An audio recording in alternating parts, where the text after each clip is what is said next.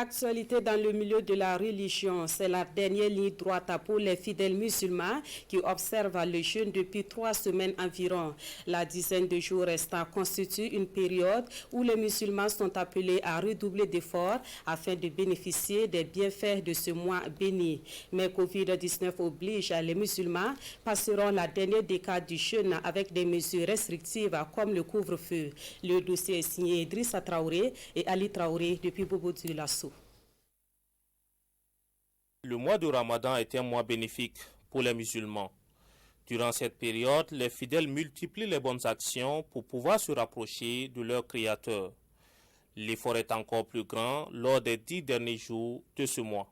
Le Ramadan est divisé en 3 décades. La première décade, Dieu réserve cela au pardon des péchés des croyants.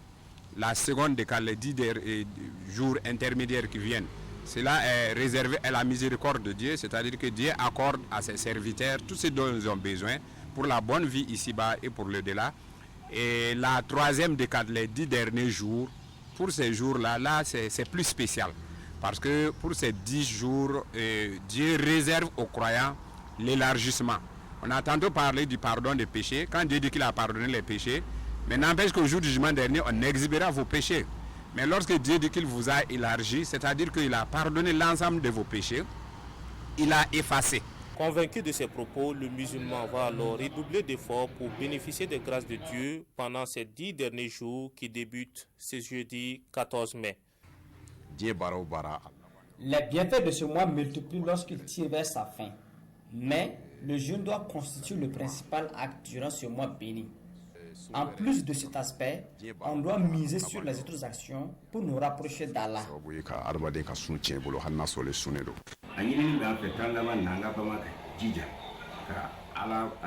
On doit effectuer des actes comme la prière, la lecture du Coran, l'aumône et j'en passe.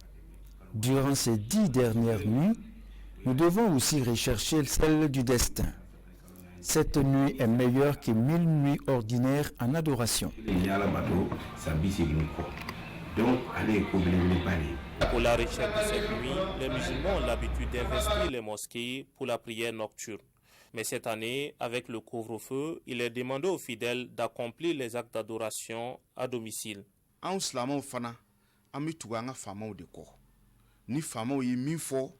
Le respect de l'autorité est très important en islam. Écoutons également nos imams qui nous guident sur la bonne voie. Le couvre-feu a été instauré pour notre propre bien. On peut rester à la maison et bien accomplir la prière en famille. Quand on fait des nafils à la maison, on n'a plus de bénédiction quand on le fait à la mosquée.